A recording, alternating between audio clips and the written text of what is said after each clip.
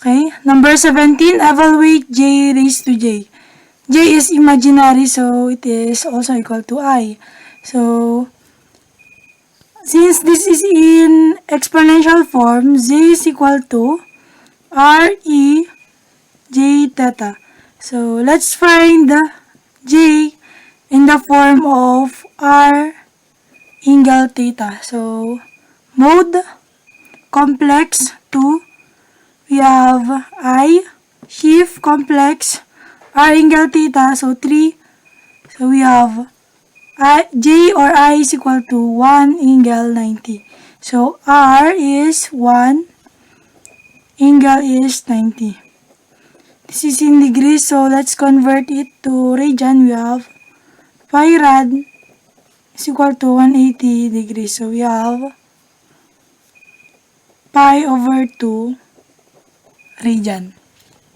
So, substituting here, we have j equals R, we have 1 times E raised to j theta, which is pi over 2.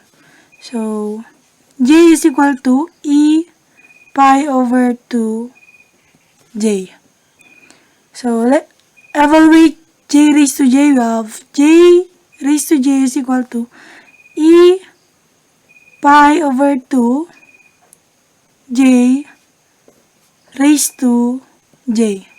So, we have E pi over 2 j squared.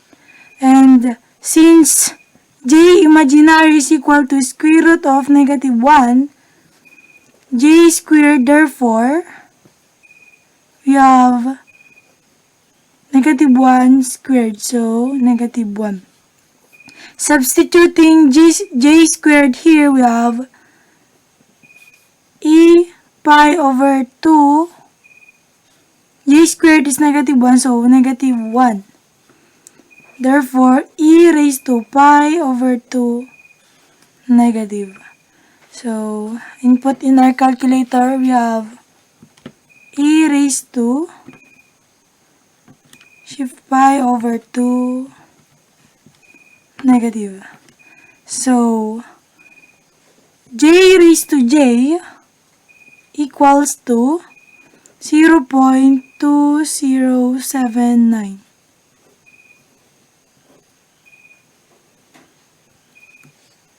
Number 18, evaluate the j root of negative j. So, this is also equal to negative j raised to 1 over j. And this is in exponential form. So, complex number is equal to R e raised to j theta when it is in exponential form.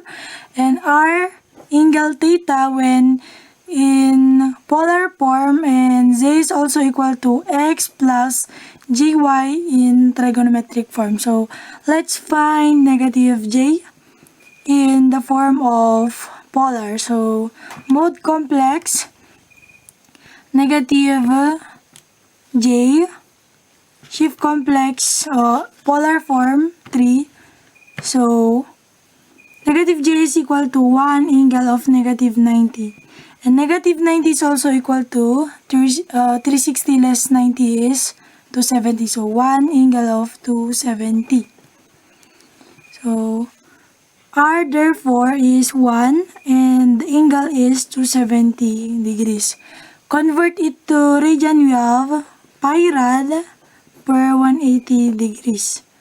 So, we have 270 divided by 180, 3 over 2. 3 over 2 pi. So, from here, exponential form, we have negative j equals to R. We have 1 times E raised to j theta, that is 3 over 2 pi.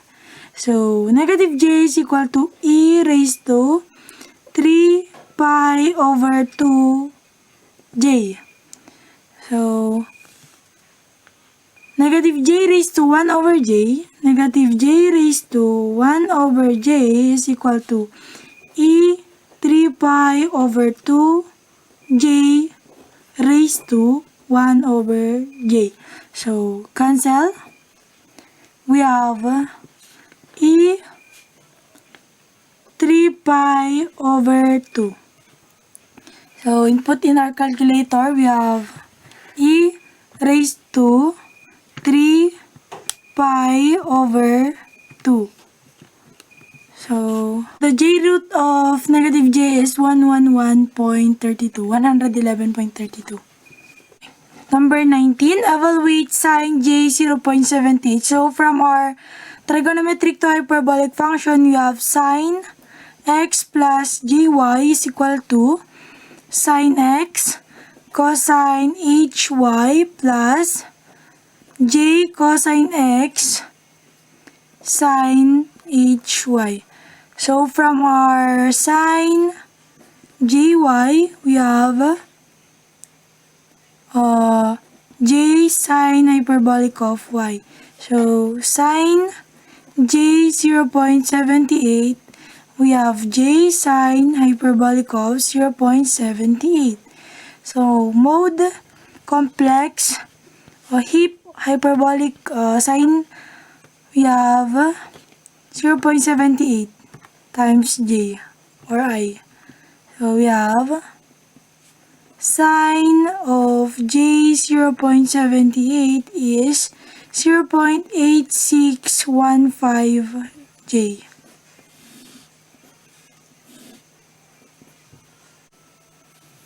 Number 22, evaluate ln 3 plus j4. So, this is a logarithm of complex number. So, ln z is equal to ln r plus j theta. So, z in polar form. So, this is x plus j4. So, polar. From our calculator, we have x and y. X, 3, and 4. Pole. So, mode, comp, shift pole, we have 3 and 4. R is 5 and the angle is 0.927 radian. So, substituting the values of r and theta here, we have ln of 3 plus j4 is equal to ln of r plus j theta 0.927. So, ln of 5 plus mode complex.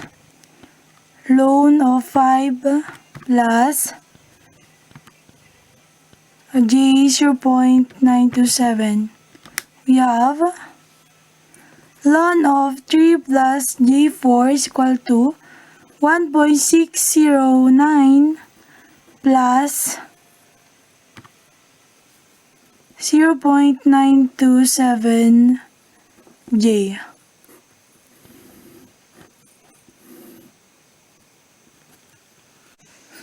Number 23, evaluate ln of negative 5. So, logarithm of a complex number is equal to ln r plus j theta.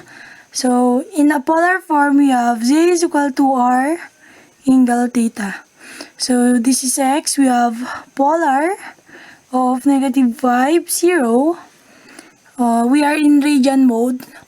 So, shift pole of negative 5 and 0, we have r is 5 and theta is 3.1416.